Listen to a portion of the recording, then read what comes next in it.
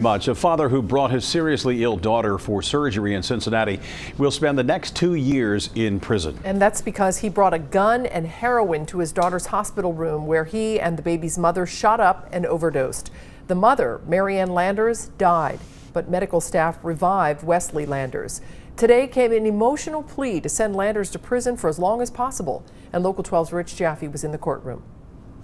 Wesley Landers wanted Judge Robert Ruhlman to believe that he's a dedicated father and husband, a spiritual man who simply made a tragic mistake, turning to heroin for relief from the stress brought on by his daughter's life-threatening medical condition.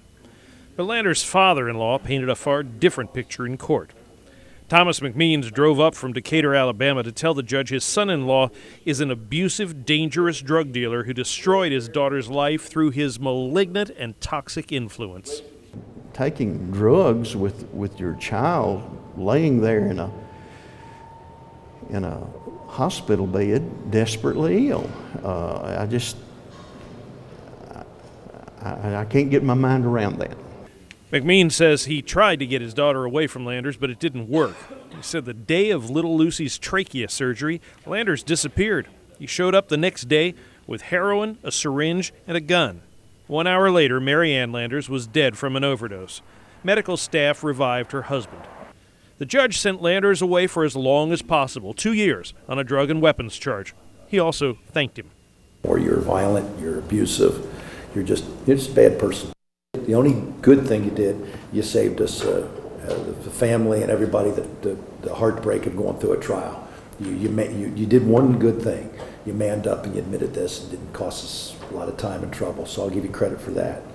8-month-old Lucy and her 3-year-old sister Molly will now be raised by their grandparents.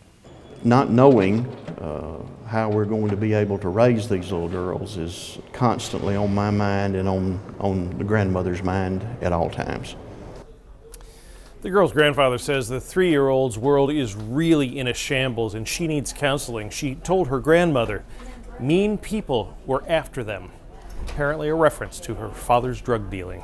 Truly a tragic story on all fronts. Cammie? It sure is, Rich. Thank you. Thomas McMeans also told us that the trachea surgery on the baby did not succeed, so they'll be back at Children's Hospital in July to try again.